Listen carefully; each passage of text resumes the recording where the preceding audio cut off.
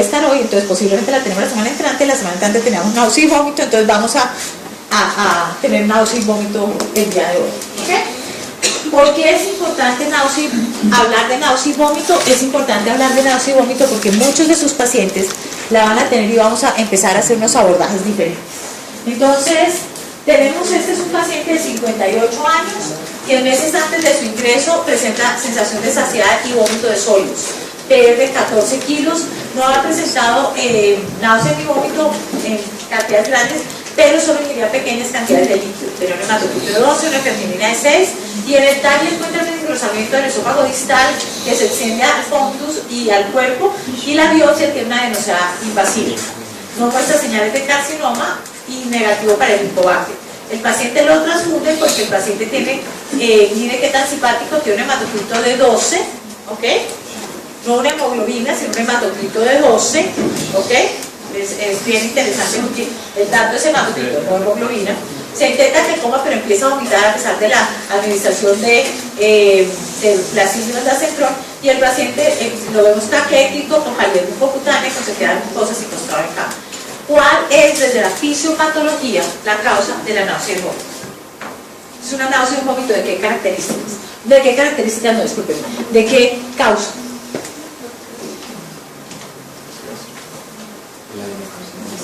Ok, el adenocarcinoma, entonces, ¿qué causa?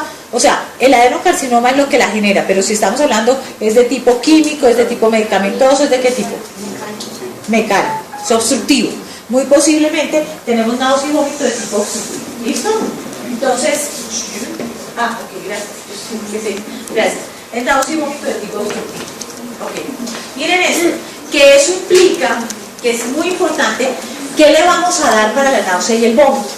Cuando yo tengo una náusea y un vómito porque tengo una masa en el esófago y empiezo a darle Placil, pues posiblemente no nos va a mejorar. ¿Listo? Entonces, ¿qué le podría dar si yo tengo una masa en el esófago? Aquí me dice que es un relajante muscular. ¿Para qué el relajante muscular? Pensando en relajar el músculo del esófago. ¿El músculo del esófago es músculo liso? No. Sí, no, todas las anteriores, la doctora Marinés, todo eso se puede hacer, sí, ¿no? Ok. Lo que, señor. Varían las porciones. Ok, dependiendo de las porciones, pero no sonaría lo ilógico, no lo hacemos, pero yo digo, bueno, si yo logro relajar, si esa fuese la teoría, pues podría de pronto no vomitar. Pongamos el caso. ¿Qué más se les ocurre? ¿Ok? Un inhibidor de la bomba podría ser, pero si la masa está ahí, ¿qué tanto nos puede ayudar? Bueno, una sonda, pero si lo hacemos, ¿qué medicamento? Suena loquísimo. Tiene la masa mecánico que me está generando y la masa está ahí, etcétera, etcétera. ¿Qué me genera la masa alrededor de la masa? Inflamación. ¿Un AINE? No sería un AINE porque usualmente es un paciente con comorbilidades, ya tiene un cáncer, está caquético, entonces no le damos un AINE. ¿Qué? Pero es por ahí. No le doy un AINE. ¿Qué le doy? Opioides no, porque el mecanismo, estamos hablando de un mecanismo de antiinflamación y el opioide no tiene efecto antiinflamatorio. Corticoides. A esos pacientes les damos para la náusea y el vómito dexametasona, que también tiene efecto central. ¿Listo? Entonces, cuando tenemos un náusea y vómito que también tiene un efecto central, o sea, empezamos a usar los corticoides para la náusea y el vómito. Entonces, tenemos que entender el por qué para saber qué hacemos. ¿Ok? Entonces, ya lo veremos más adelante. Entonces, eso es ¿por qué en un paciente que tiene una carcinomatosis abdominal y empieza a vomitar con una carcinomatosis abdominal, yo le pongo dexametasona? Por eso, porque estoy tratando de disminuir el edema que puede haber, que me esté generando. Ahora, si una persona tiene una masa o una persona tiene una pancreatitis y vomita, pancreatitis, inflamación, dexametasona, no. ¿Ok? No. No toda inflamación que vomite es dexametasona. ¿Ok? No. ¿Ok? Es en estos casos en que estamos hablando de una enfermedad crónica como un cáncer que tenga, porque no, tenemos que ver a quién se la estamos dando. ¿Ok? Una enfermedad crónica que tenga una masa, que esté generando una náusea y un vómito, podemos hacerlo. Pero pancreatitis, algo agudo, no le vamos a dar una dexametasona porque vomita. ¿Listo? Es más algo crónico. Sigamos, una paciente de sexo femenino quien presenta masa en el cuadrante inferior derecho del seno izquierdo. La paciente le hace todos los estudios de extensión, son negativos, se le hace OXA, la masa se encuentra una NSA, se lleva a cirugía, se le estudia el ganglio centinela, negativo, se le hace una cuadrantectomía. La paciente inicia quimio y empieza a vomitar. A esta le vamos a poner corticoides, a esta señora. ¿Por qué? ¿Qué? La causa de la náusea y vómito es por la quimioterapia. Entonces, a ella tenemos que hacer algo diferente. Entonces, por eso tenemos que saber el síntoma, y eso es lo especial de cuidado paliativo. El síntoma es el mismo, pero la causa es distinta, por eso el abordaje es diferente. Nosotros hasta que empezaron cuidado paliativo, ustedes durante toda su carrera buscaron hacer tratamientos curativos. En esta sesión estamos haciendo tratamientos paliativos, o sea, nos enfocamos en el síntoma, pero al enfocarnos en el síntoma tenemos que devolvernos a cuál es la causa del síntoma para poder dar el mejor tratamiento. ¿Listo? Entonces, en este caso, darle dexametasona no sería lo ideal. Y ya vamos a ver por qué en este caso, cuando ustedes empiezan ciclos de quimio, ¿qué le dan? ¿Cuál es el antiemético que le dan a los pacientes en quimio? Ondansetron y no metoclopramida.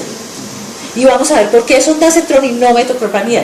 ¿Dónde actúa el ondansetron a diferencia de la metoclopramida? Y por eso el medicamento antiemético de elección para quimioterapia es ondansetron, no metoclopramida. Ustedes no ven a ningún oncólogo formulando metoclopramida, formulan ondansetron, y no es porque quieran, sino porque conocen y han estudiado su mecanismo de acción. Entonces ya vamos a entender por qué. Ok, paciente de 50 años que tiene un diagnóstico de úlcera de páncreas, tiene dolor de 8/10, se le inicia el tratamiento con oxicodona, prefiere adecuado control con 20 cada 12, 15 días después empieza a vomitar. El origen es... ¿Qué? El primer efecto secundario, el efecto secundario más frecuente de los opioides es náusea. Los dos efectos secundarios más frecuentes de opioides son náusea y vómito y estreñimiento. Entonces, paciente que esté con opioides y empieza a vomitar, no pensemos que tiene una hipertensión endocraniana, es que es el opioide. Por eso cuando damos opioides en forma crónica, siempre los asociamos con antieméticos y con laxantes. Siempre. Un opioide en forma crónica, ustedes lo asocian con antieméticos y laxantes. Hacia los 15 días pueden retirar más o menos el antiemético. Usualmente el laxante en opioides que tengan de opioide fuerte siempre lo van a tener que dar. ¿Ok? Entonces, en este caso, muy posiblemente, hace 15 días o 15 días empieza a vomitar, entonces es este caso. ¿Qué otros casos tengo yo que el paciente, si la paciente anterior, esta paciente me empieza a vomitar, pero no es por quimio, ¿qué puedo yo empezar a sospechar? Un aumento de presión intracraneal. El paciente empieza a vomitar, el cáncer de seno y el cáncer de próstata dan muchísima metástasis cerebral, entonces puede empezar a pensar que tengo una hipertensión intracraneana. Entonces puede que esté vomitando por hipertensión intracraneana, ahí volvemos a darle la dexametasona por hipertensión intracraneana.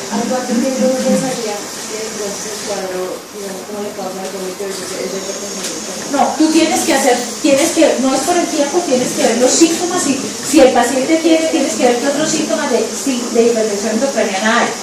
Haces el examen, el fondo de ojo, mira si el paciente por eso tiene cefalea, mira si la paciente está hipertensa, y le haces estudios de extensión, ¿ok? Y descartas cualquier otra cuestión, pero tenemos que ver que paciente que empiece a vomitar, hay que ver todas las posibles causas de náusea y vómito. ¿Qué otra causa de náusea y vómito no mencioné acá? De náusea, etcétera. ¿Qué otra causa grande vemos común y corriente? Endocrina, gastroenteritis, ¿qué más? Pues de pronto si tiene la cuadrantectomía. No en este caso, discúlpeme, perdón. No en este caso. Intoxicaciones, ¿qué más? Alguien que de pronto está acá ahí relacionado con la doctora Cheryl y empieza a vomitar. No empieza con náuseas, relacionado con lo que ella habló hoy. Ok, o una alteración vestibular. Es otra de las causas que generalmente puede producirles todo. Entonces, un paciente que tenga alteraciones vestibulares puede empezar con náuseas o puede empezar a vomitar. Entonces, el que tengamos náusea y vómito tiene muchos orígenes y por eso tenemos que relacionarlos con la patología que tiene el paciente. No siempre náusea y vómito igual metoclopramida. ¿Ok? sino náusea y vómito igual, diagnóstico de la náusea y vómito igual tratamiento, ¿ok? O sea que la pregunta siempre en medicina es ¿por qué? A ustedes les llega el paciente y se les pone al frente y le dice, porque el paciente viene y les hace como un examen, doctor, tengo esto, y espera que ustedes les den una respuesta. Entonces, ¿por qué tiene este síntoma o tiene este otro o tiene este otro? Porque el paciente no viene a decirles, doctor, tengo este diagnóstico, a menos que ya lo tenga previamente, sino viene a contarles una cantidad de síntomas. Entonces vamos a ver rápidamente fisiología y fisiopatología de la náusea y vómito, medicamentos y algunas recomendaciones farmacológicas. Ok. El paciente, y esto es importante, si estamos hablando del paciente oncológico, y les coloco la parte oncológica, porque si ustedes ven, y si alguno de ustedes vio el programa, no tenemos una clase específica de paciente oncológico. Tenemos una clase de paciente neurológico, una clase de paciente reumatológico, el paciente con EPOC, pero el paciente oncológico lo estamos viendo. Entonces los síntomas varían en intensidad, hay múltiples síntomas, cambian y pueden ser multifocales. Los síntomas más frecuentes que vamos a encontrar en este tipo de pacientes es dolor, y por eso hacemos el énfasis tan grande en dolor, pero miren la cantidad de síntomas que puede presentar un paciente oncológico. ¿Y cuál creen ustedes? Bueno, hay varios. Pero díganme, dos de los síntomas que están ahí, ¿qué creen ustedes que son de muy difícil manejo farmacológico? Para que veamos que tenemos que aprender métodos no farmacológicos. Ansiedad, ¿no? Si ustedes funcionan bien. El linfedema es un síntoma. Miren, si a mí me dicen cuál es el síntoma más que cuando yo les digo a ustedes, uno no debe decir no hay nada que hacer. Pero a veces es muy complicado manejar el linfedema. Ustedes tienen un paciente con un cáncer de ovario o de cervix que hacen unos linfedemas gigantes, que las piernas se les ponen, ustedes no se imaginan, que les duele, que la piel se empieza a abrir, y usted dice, ¿qué le doy? ¿Qué le doy? ¿Qué le damos? Que empezamos a hacer combinaciones de diuréticos, pero miren eso tan simpático, cuando el linfedema es de origen obstructivo, como es en la mayoría de los casos, porque los ganglios linfáticos están obstruyendo o porque tenemos la masa ahí, darle el diurético no nos funciona tan bien. Entonces, ¿qué hacemos? ¿Qué? Exactamente, ahí es donde, mis queridos muchachos, ustedes podrán ser muy médicos dentro de un poquito de tiempo, pero hay unos personajes profesionales de la salud que ustedes encuentran todos los días en el primer piso de nuestro edificio H, que tienen un uniforme de otro color al que tienen ustedes, que tiene un color como violeta, morado, y que son unos magos en ese punto. Y ahí es cuando ustedes, muy médicos, se voltean y le dicen al terapeuta, por favor, deme una mano. Esta gente hace unos drenajes linfáticos que usted no se imagina. Son unos magos en el asunto. Cuando tenemos un problema obstructivo, ellos son los que nos ayudan a disminuir el linfedema, a que el dolor disminuya, a que el paciente tenga una mejor calidad de vida. Por eso nunca, y este es un mensaje gigante, nunca piensen que los otros profesionales de la salud son menos importantes que ustedes. Los médicos, y yo creo que se los he dicho varias veces en este semestre, tendemos a caminar 1 metro y algunos 1,5 metros por encima del piso, porque somos los mejores ICFES, porque es la carrera más larga, porque nos toca hacer turnos. Somos una maravilla. No. Y entre más rápido nos demos cuenta que no somos más importantes que nadie, que nuestra carrera no es más difícil que ninguna. Qué pena con ustedes. Hice los mismos turnos que ustedes y después de anestesia en la Samaritana mucho tiempo, y mi carrera no es más difícil que ninguna. El que cada cual se tome a pecho lo suyo lo hace más fácil, más difícil, pero no, ustedes no son más brillantes que los de comunicación social, que tengan que ser útiles, ni son más inteligentes que nadie, ¿ok? Valoren al resto de profesionales de la salud, valoren a las enfermeras, valoren a los terapeutas, valoren a las psicólogas, y su paciente se va a beneficiar siempre. Saluden a los fisioterapeutas, saluden a las psicólogas. El semestre entrante creo que vamos a hacer este semestre con ustedes. pero es sorpresa. Para que se den cuenta la importancia. Este semestre ustedes alcanzaron a clasificar. En mayo vamos a tener una cosa súper interesante con ustedes para que entiendan el trabajo en equipo, para que entiendan la importancia, eso que siempre le dicen a uno que trabaja en equipo. Trabajar en equipo no es trabajar con el otro del mismo semestre. Eso es chévere. Pero trabajar en equipo es trabajar con la enfermera, trabajar con la psicóloga, trabajar con la terapeuta. Aquí yo me le quito el sombrero a las terapeutas. El linfedema, como dices tú, es fantástico. Lo que ellas hacen. Es completamente fantástico lo que ellas hacen.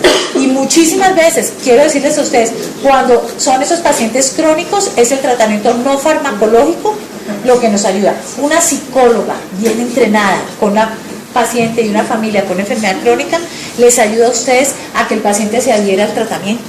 O si no, no se toma lo que ustedes dicen y no se va a mejorar nunca. Entonces, es súper importante. Entonces, sin lugar a dudas, el linfedema es importante. ¿Cuál otro es bien difícil de manejar?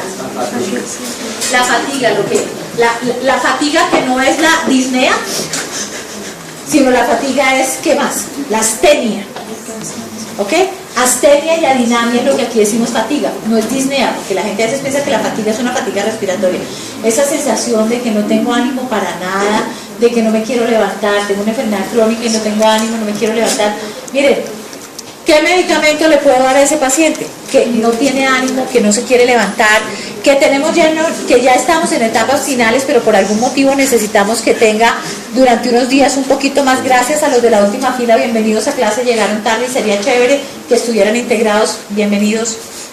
Ok, ¿qué le puedo dar yo a un paciente que está con astenia y adinamia, que sé que es un paciente oncológico, no que es un paciente de otro estilo, sino que es un paciente oncológico que está en unos días hacia el final y que por algún motivo necesito que esté un poquito mejor? Un inhibidor de la recaptación de serotonina podría ser, pero ese que nos, ¿cuál es el objetivo de ese medicamento? ¿Mejorar qué? El ánimo. Ok, el ánimo.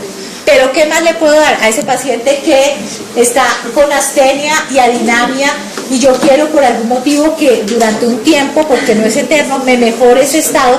No se lo vamos a dar a uno de ustedes cuando por la mañana es, yo no quiero ir a clase de cuidado paliativo. No. Un paciente crónico en etapas finales y no sé qué, como nos ocurre que, doctora, mi hija se casa en 15 días y quiero estar en el matrimonio de mi hija. ¿Eh? Y uno dice, ¿qué hago? ¿Qué hago? ¿Qué le doy? ¿Qué le doy? ¿Qué le doy? ¿Qué le doy? ¿Qué le pongo? ¿Qué le pongo? Porque no está deprimido. Y un simpático mimético. No, porque empieza a subirte la frecuencia cardíaca, te empieza a consumir más y empiezas. ¿Cuál es? Que liberamos algunos lo liberan a las 10 de la mañana, entonces no se despiertan sino hasta las cortisol. Le doy corticoides y le pongo un ciclo de corticoides, ¿ok? Y le pongo un ciclo de corticoides que me mejora el estado de ánimo, me da más apetito y me mejora toda esa fuerza, ¿ok? Entonces, para esto, para esa astenia y adinamia, tenemos una serie de cosas, entre otras corticoides, ¿listo? Entonces, fíjense que tenemos corticoides para, no es que sean mágicos, ¿a quién más, qué más se me mejora cuando le doy a alguien corticoides? La inflamación, o sea, la indicación del corticoide es inflamación, listo. Pero lo estamos usando para astenia y adinamia, para que se den cuenta que usamos los medicamentos para otras cosas. Para astenia y adinamia, cuando el paciente está con anorexia y no come, el corticoide hace que el paciente vuelva a comer. Entonces, cuando tenemos situaciones específicas, hacemos cosas específicas. Cosas como ese mismo paciente, nosotros transfundimos solo cuando hay un objetivo claro de esa transfusión. Pero si yo necesito que el paciente,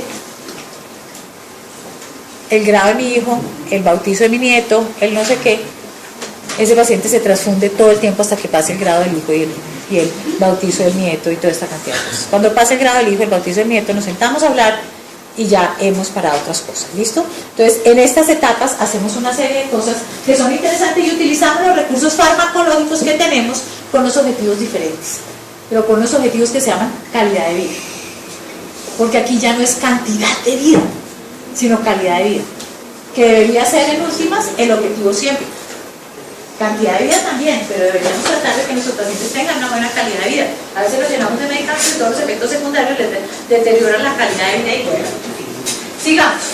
Prevalencia de náusea y vómito depende de la patología. En SEA gástrico es muy alta, en SEA de ovario es muy alta, pero porque lo que vamos a tener es obstrucción